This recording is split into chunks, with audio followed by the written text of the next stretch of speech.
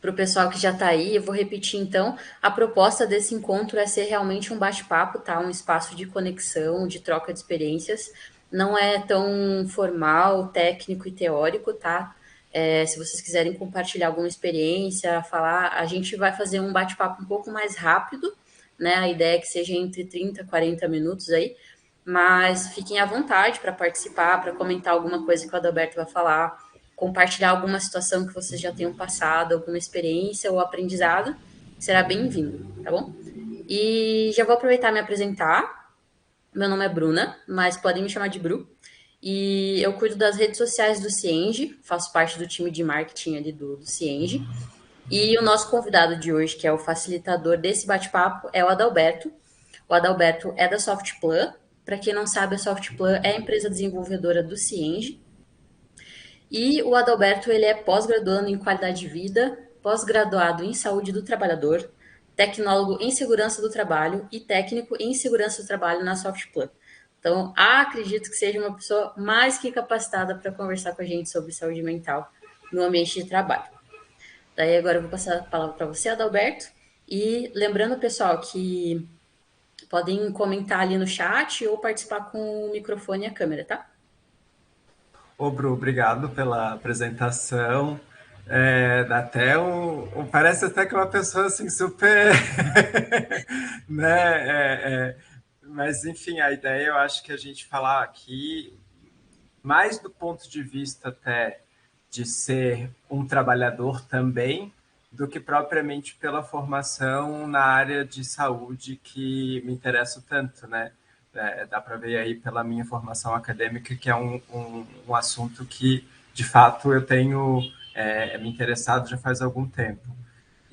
Mas hoje eu acho que o papo vai ser mais assim mesmo de como que a gente, enquanto, principalmente como gestor de saúde dentro da empresa, pode olhar saúde mental através de diferentes vieses, né? Então esse vai ser o nosso papo hoje. Ótimo. Eu acredito que já podemos começar. Qualquer coisa, as pessoas vão entrando e eu vou recepcionando. E eu posso compartilhar aqui a minha tela já, Bru? Isso, pode. Tá, e já posso meter bronca também. Bora lá. Maravilha, maravilha.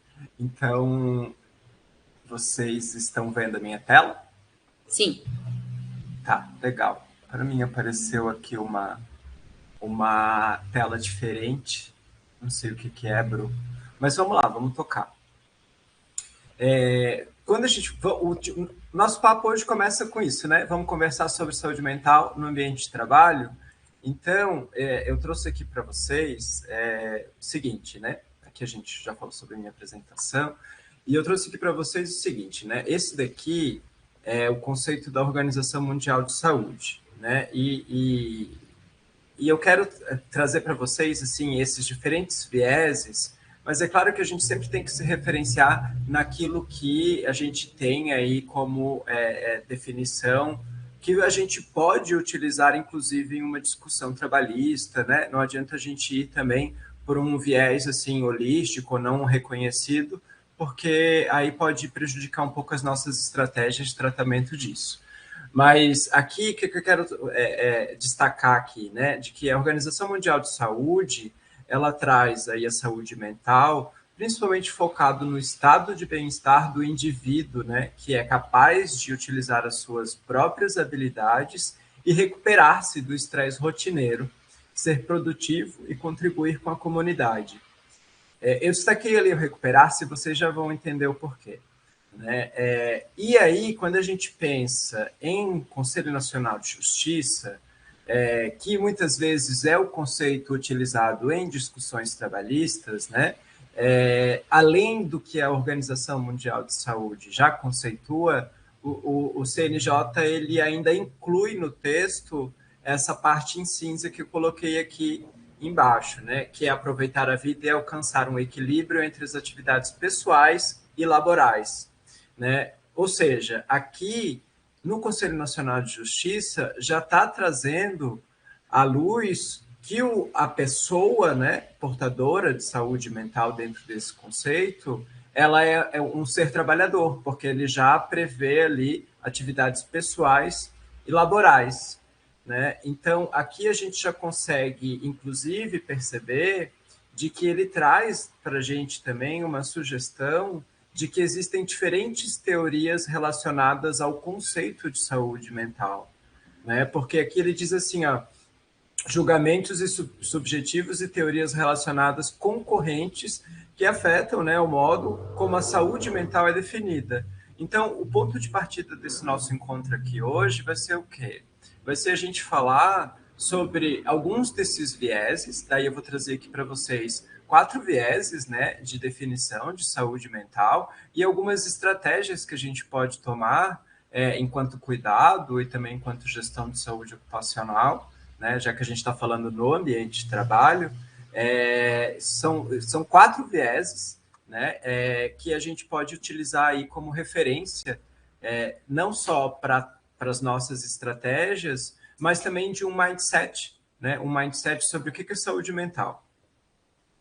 Por que eu estou trazendo esses diferentes vieses aqui? Porque quando a gente vai falar sobre saúde mental, existe uma bibliografia e existe muito grande, né, muito extensa, e é uma bibliografia que aborda de uma forma muito abrangente, e quando a gente vai colocar isso, todos esses conceitos abrangentes para ser aplicável dentro do ambiente de trabalho ou dentro das nossas estratégias para o alcance, né, de saúde mental no trabalho, acaba que dá uma confusão, porque se a gente conceitua de um jeito e tem estratégias de um outro jeito ou de um outro viés, acaba que as coisas parecem que não se conectam.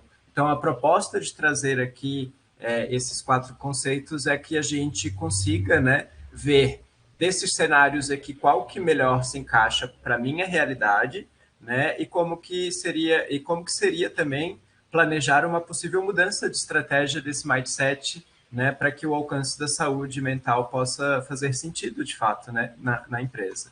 Então, eu trouxe aqui 4 vieses, né, que são os mais fortes, digamos assim, né, que é o viés do recuperar-se, que é o do desgaste, que é o que está ali no conceito da Organização Mundial de Saúde que eu destaquei, né, e daí aqui, nesse viés do recuperar-se, que é o do desgaste, ele conceitua a saúde mental no foco de desequilíbrio da capacidade do indivíduo de desgastar-se e recuperar-se do estresse cotidiano, né? Então, assim, aqui ele traz o quê, né? Ele traz de que a gente trabalha, descansa na mesma proporção, né? E isso deve estar em equilíbrio. Então, à medida de que eu estou exigindo mais do colaborador, né, das suas capacidades mentais e emocionais, eu também preciso dar mais descanso para ele. Por quê? Porque existe uma polarização daquilo que é trabalho e descanso, né? Então, aqui, o que a gente tem aqui como as palavras-chave, né? Depois eu vou destacar um pouquinho melhor aqui. Bru, tu já tem uma pergunta? Não é exatamente uma pergunta, mas eu achei muito legal essas 2 organizações que não necessariamente olham somente a perspectiva do indivíduo, mas considerarem essa questão do equilíbrio entre o profissional e o pessoal, né? E já trazerem recortes ali, conceitos, já pensando nisso. Isso, a ideia vem essa mesmo, assim, da gente já ir conseguindo montando um mindset a partir daqui do índice, né? Porque a apresentação nem começou ainda, tá mais no índice mesmo, né? Então eu vou destacar bem isso e tu vai perceber, inclusive, Bru, de que isso fica mais evidente ainda. Segura só. Então aqui as palavras-chave são o quê? O ambiente descontraído, né? Por quê? Porque se eu estou exigindo mais dele, eu devo dar para ele também mais possibilidades de descanso, né? E de lazer. Incentivo ao lazer, a polarização do trabalho e descanso, né? E culpa o trabalho e o descanso por falta de energia. Ou seja, se eu estou cansado demais, é porque eu estou tendo pouco lazer. Se eu estou trabalhando menos, é porque eu estou tendo muito lazer. Então, existe sempre essa polarização. No segundo viés aqui, ele traz mais a sobrecarga e o estresse. Então, isso do ponto de vista do modelo de trabalho, ou seja, do modelo produtivo, né? Então, aqui, nisso daqui, qual que é o lance, né? Lembra quando a gente fala assim, ó, de que quem determina o ritmo de trabalho é a esteira? É mais ou menos isso, né? Então, assim, é o desequilíbrio entre as demandas e a capacidade do indivíduo de atendê-las. Um método de trabalho é focado em agilidade. Então, as palavras-chave ficam: o trabalho bom é um trabalho entregue, metas não considera o estado emocional da pessoa versus sua produtividade. Então, aqui, nesse modelo, nesse viés, o que a gente destaca? A gente destaca que o método de trabalho ou as metas de trabalho, elas não consideram o indivíduo na sua variável de produtividade conforme as suas emoções, né? Porque quem vai trabalhar depois de passar a noite em claro discutindo com a esposa ou com o marido em casa, ele não vai produzir do mesmo jeito do que aquele cara que dormiu bem, né, e teve chegou no ambiente de trabalho livre de preocupações domésticas, né? Então, assim, estou exemplificando de uma forma bem até um pouco grosseira, assim, mas justamente para que fique claro, né, o que esse ponto de vista aborda, né? Aborda essa situação de que o modelo de trabalho é que vai trazer aí a capacidade do atendimento. Então, não é o indivíduo em si que está no foco, é o modelo de trabalho. O terceiro viés que eu trouxe aqui é o viés da ergonomia cognitiva. E esse talvez seja o mais aplicável, né, no ambiente corporativo, porque aqui a gente já tem diretrizes trabalhistas para nos orientar, né? Então, o que fala, né, desse viés da ergonomia cognitiva? Que o desequilíbrio na relação entre o trabalhador, seu método de trabalho e suas ferramentas para a realização, né? Então, se relaciona com a forma como o trabalhador vê a si mesmo nessa relação. Então, vamos lá. Primeiro, vamos pensar o que é ergonomia.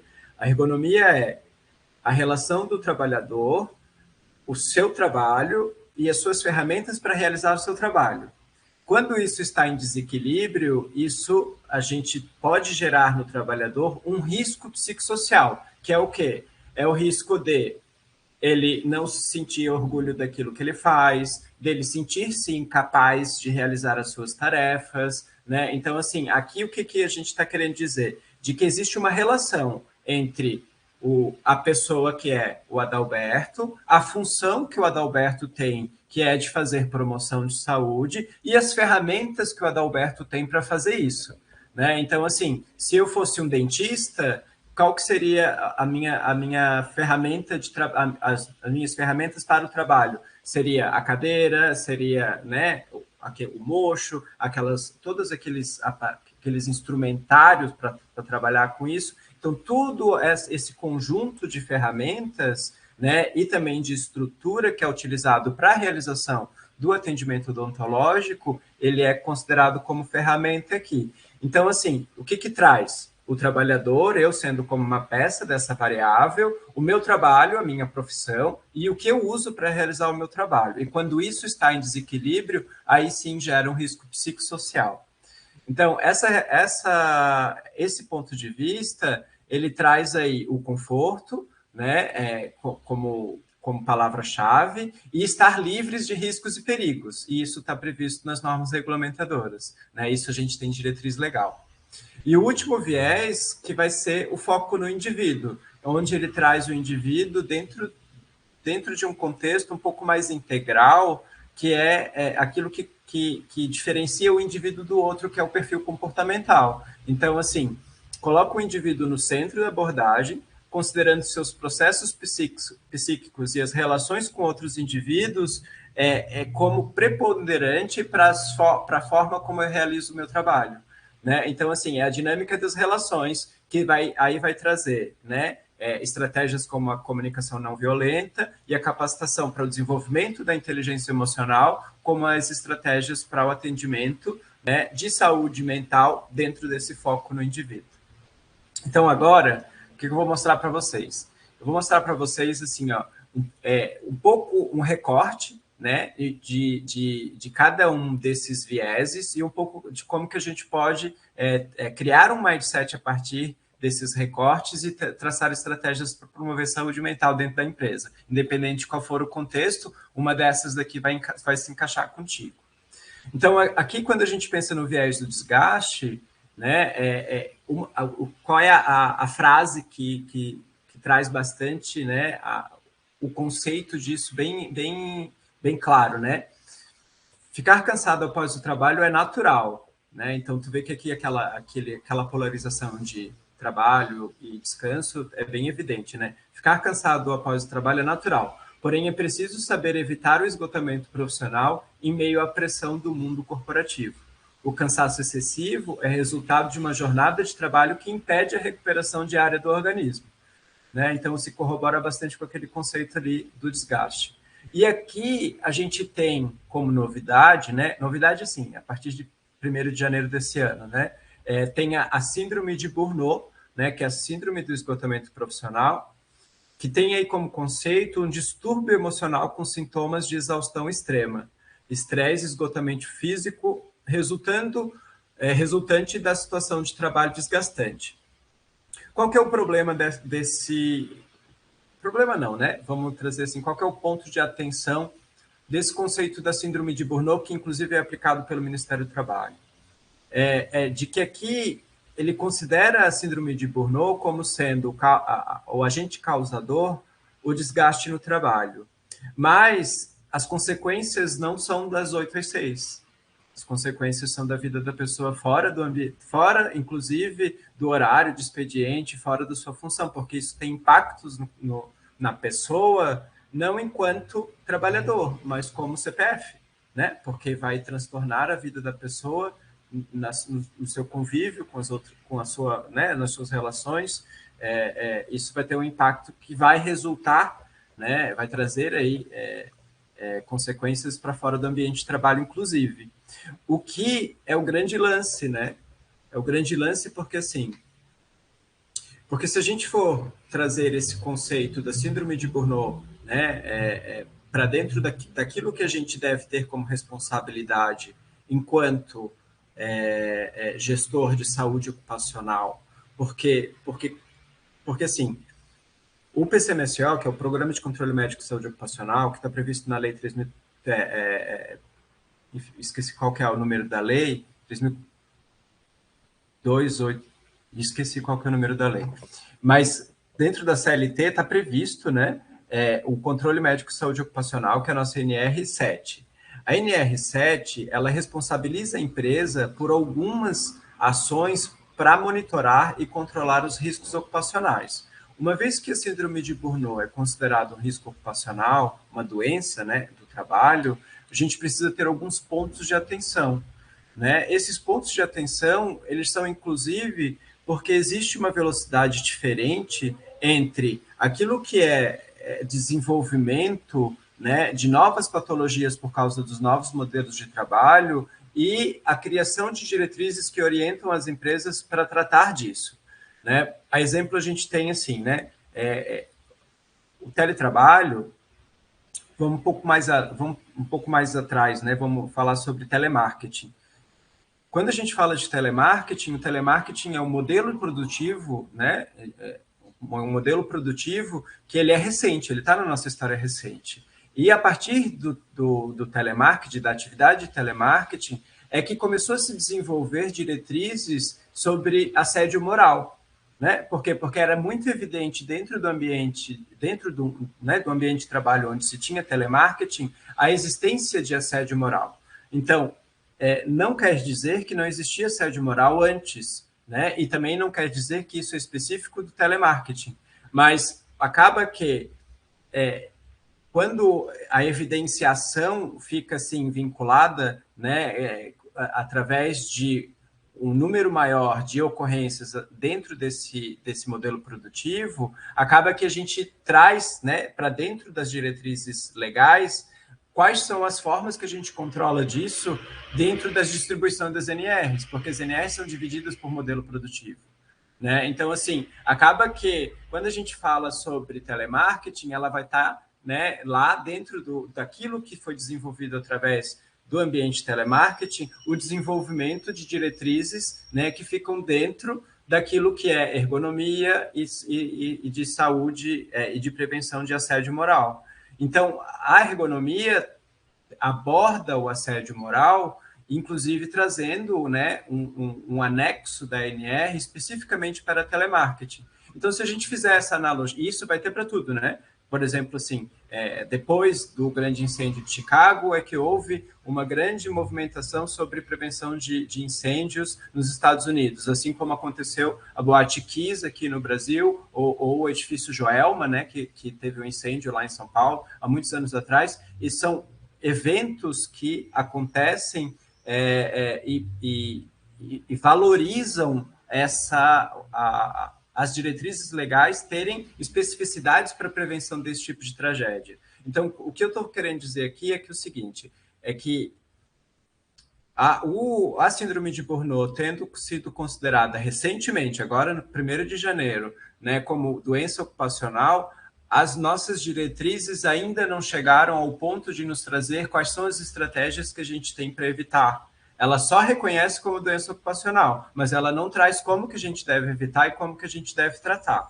Então, o que eu estou apresentando aqui para vocês é o seguinte, que antecipem-se a essa diretriz aparecer, né, como que o governo vai nos dizer que é responsabilidade nossa agir, né, para prevenir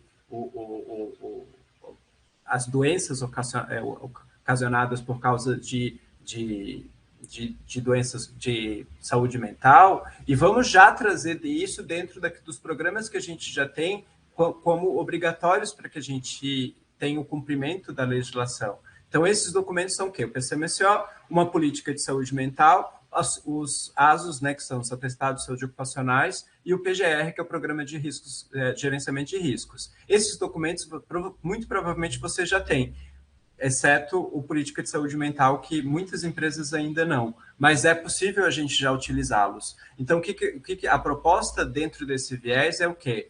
Já trazer para o médico, o coordenador do PCMSO, o apontamento, olha, desde 1º de janeiro é doença ocupacional. E aí, o que a gente vai fazer para prevenir isso? E se a gente identificar, quais são as nossas atitudes? Da mesma forma, lá quando o médico do trabalho atender as pessoas para fazer o exame periódico, esse médico também já deve ter isso elencado dentro das suas, né, das suas perguntas ali de anamnese.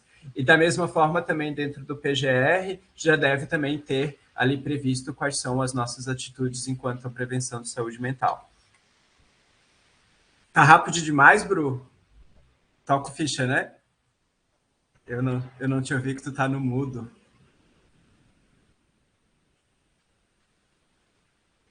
Bru, eu acho que tu tá falando alguma coisa, mas você tá no mudo.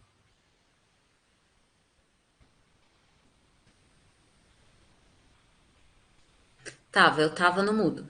Então, sim, a gente precisa avançar um pouco. Tá dando para entender tranquilamente na progressão que você está levando, mas a gente precisa avançar um pouco por causa do tempo geral. Do tempo, tá bom. Uhum. Vou ser mais rápido agora. Sobre o viés da sobrecarga, essas aqui são algumas das citações, né, que eu falei para vocês que eu estou pegando, assim. As dores do trabalho não ocorrem porque os trabalhadores são fracos, acontece pela organização do trabalho, pressão nos trabalhadores e ausência de pausas.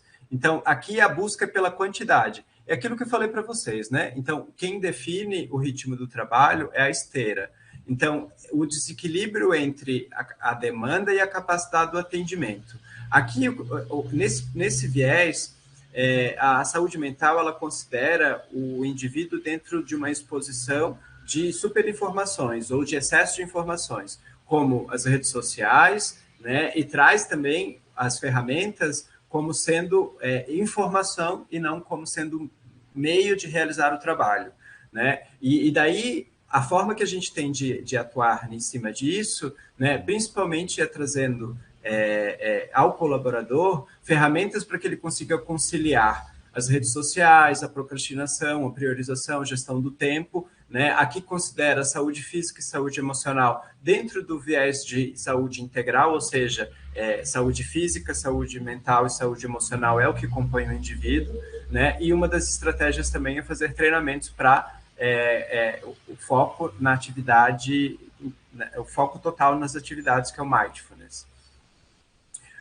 O foco da ergonomia, né, ela aborda muito essa relação entre a atividade e as ferramentas e o indivíduo, né? Então aqui o que é interessante a gente pensar, né, de que acidente e doença do trabalho tem uma previsão legal. Então acidente de trabalho é aquele que ocorre no exercício do trabalho a serviço da empresa, né? Então isso significa que, se caracterizado de que o risco, né, de saúde mental e não estar contemplado dentro desse conceito, ou seja, não está contemplado dentro daquilo que realizo para a empresa, então ele também tira do trabalhador, né, a saúde mental como doença. Então, acaba que a gente contrapõe o conceito da síndrome de Burnout. Né? E aqui traz bastante para a gente também desses riscos psicossociais que são monitoráveis pela NR17, né?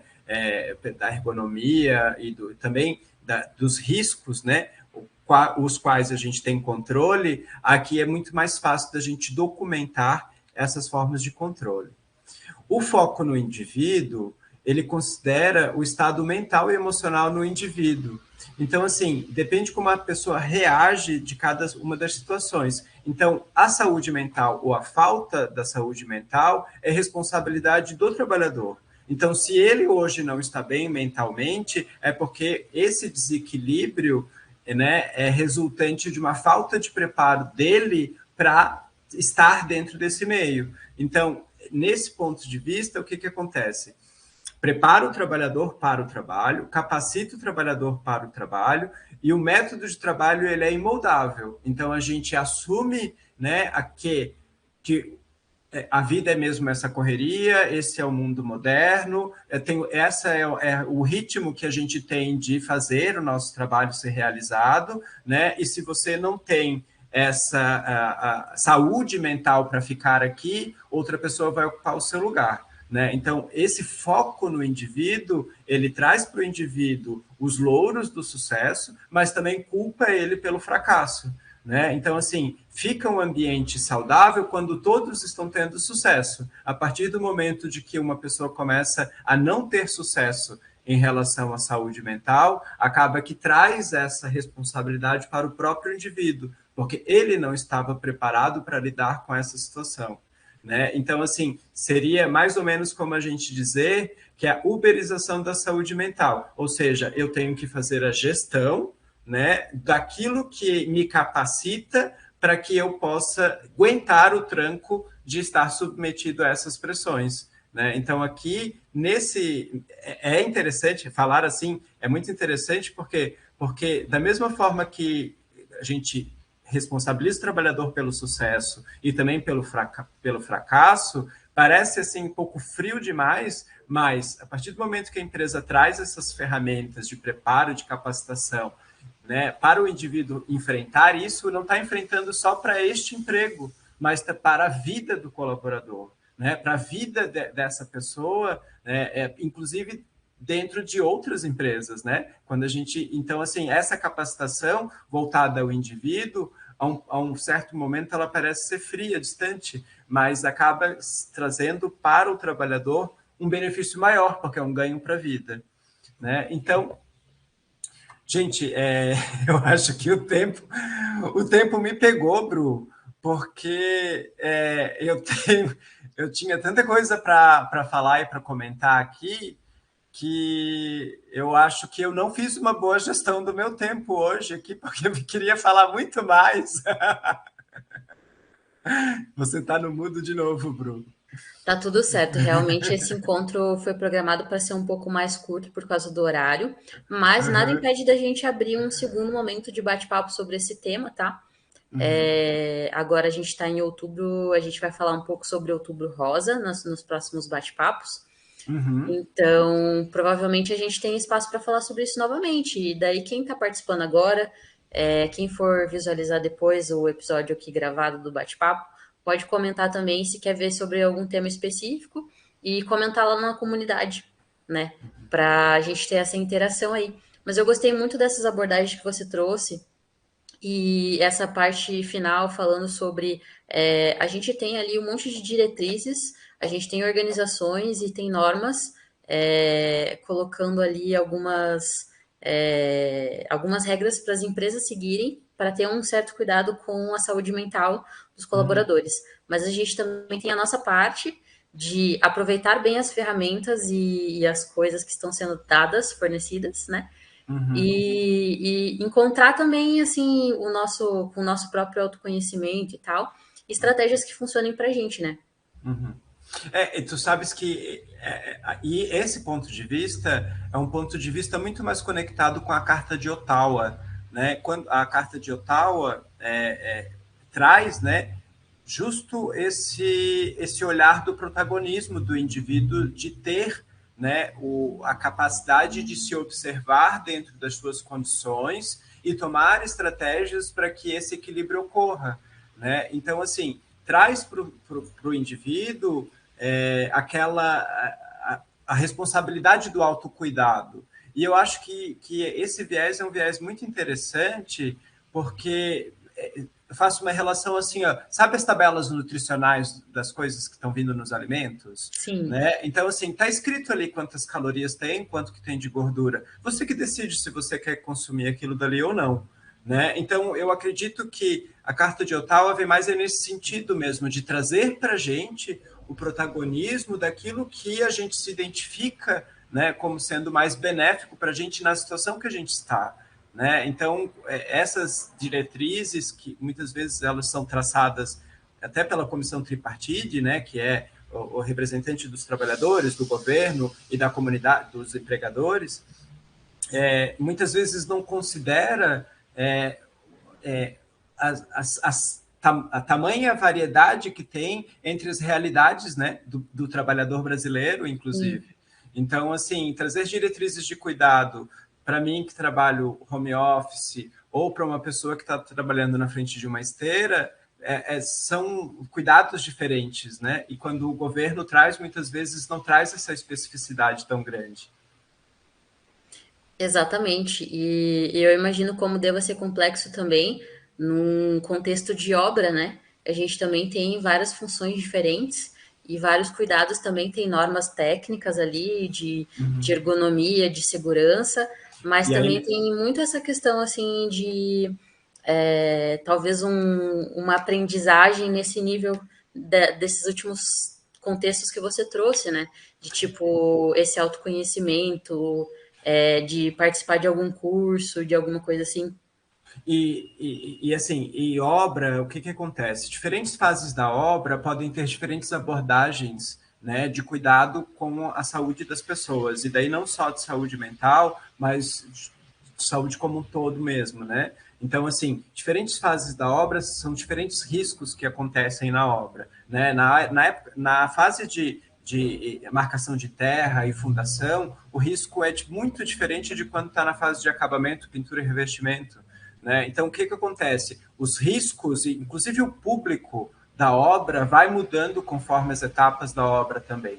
Né? Então, ter diferentes vieses para olhar para a saúde mental também pode trazer um olhar um pouco mais específico para qual é a fase da obra e a programação que a gente tem de paradas para fazer essas capacitações. Né? Em épocas que a gente está fazendo concretagem a cada 10 dias, muito difícil vai ser a gente parar muitas vezes para fazer treinamentos e capacitações com os colaboradores. Então, talvez esses treinamentos devam vir antes ou depois dessa fase, para que a pressão com o prazo, né, a entrega dentro do prazo, não fique também como sendo um fator estressante no momento que a gente para fazer essas capacitações. E daí isso combinando cada vez mais com o calendário, né, de realização das etapas da obra. Tem uma pergunta aqui da Pamela no chat, sobre qual a NR que vai tratar sobre a saúde mental dentro da construção civil. A gente já tem alguma NR A gente, específica? dentro da construção civil, eu acho difícil isso ser abordado, que é a NR18. Né? Eu acho que vai ser abordado na NR17, quando fala de ergonomia mesmo, ali sobre o ponto de vista 3, que eu enumerei ali, né? Que a gente tem aí já alguns conceitos sobre saúde mental e bem-estar. Eu acredito que vai ficar nisso. Mas o que acontece? Ser reconhecido a síndrome de Burnout como saúde ocupacional, como doença ocupacional, também traz para a gente aí né, a provocação dos médicos coordenadores do PCMSO de nos trazer essa informação que hoje está faltando lá na NR17 ou NR18. Né? Então, assim, quem é responsável pela manutenção e controle da saúde dos trabalhadores é o médico coordenador do PCMSO. Então, enquanto lá na NR isso não está escrito, eu acho que a gente tem que fazer pressão em cima do médico. Certo, então. Respondido, né, Pamela? Qualquer coisa, só mandar mais uma mensagem aí. Pessoal, a gente já está nos minutos finais, então eu já vou fazer o encerramento. Queria agradecer a todos que participaram hoje. Queria agradecer especialmente ao Adalberto, que disponibilizou seu tempo aí para vir conversar com a gente, conduzir esse encontro.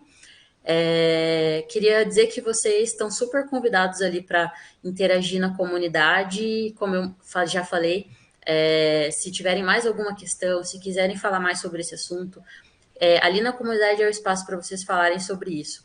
E também não deixe de acompanhar as redes sociais do Cienge, tem muito conteúdo legal, várias coisas informativas. E é isso, pessoal. A gente se vê no próximo bate-papo. Espero vocês por lá e até a próxima. Até a próxima. Tchau. Obrigada, gente.